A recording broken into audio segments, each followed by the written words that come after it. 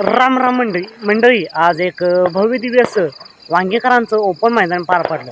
या मैदानात महाराष्ट्राला लाडका दशमिंद केसरी रुस्तमिंद केसरी बाकासूर आला होता आणि बाकासूरसोबत होता एक नवीन चेहरा कडेपूरकरांचा वजीर आणि बाकासूरची गाडी गटाला निर्विवाद वर्चस्व करत सेमीसाठी पात्र झाली. पण मित्रांनो, सुट्टा निकाल घेऊन सुद्धा बरेच जणांनी बाकासूरवर टीका केली की बाकासूरला आज पायरा बरोबर नाही आणि गाडी सेमीलाच घरी जाणार. पण सेमीला बाकासूरने सर्वांनाच कानफाडात जणू काय दिली आणि पब्लिककडे पळत सेमीचा सुद्धा सुट्टा निकाल घेतला.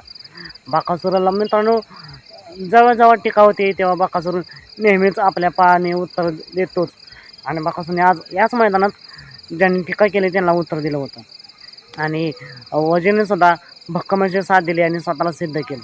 त्यानंतर फायनलची वेळ आली. फायनलला बाकासूर आणि वजीरची गाडी लागली होती 2 नंबर तासावरून.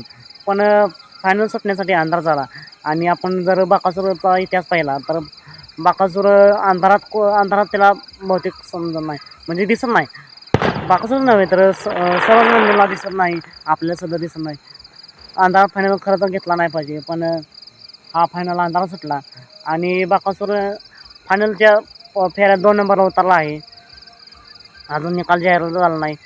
पण मित्रांनो, तुम्हाला काय वाटते आजच्या या मैदानात बाकासूरचा किती नंबर आला आणि 1 नंबर कोणी केला हे कमेंट करून नक्की सांगा. आता तरी समजतं की बाकासूरची गाडी 2 नंबरला उतरली आहे. तर फायनलमध्ये सर्वच गाड्या धावल्या त्यांचं मनापासून अभिनंदन. सात मिनिटे पुन्हा एकदा एका नवीन अपडेट्स भन्नाट अशा नवीन व्हिडिओमध्ये.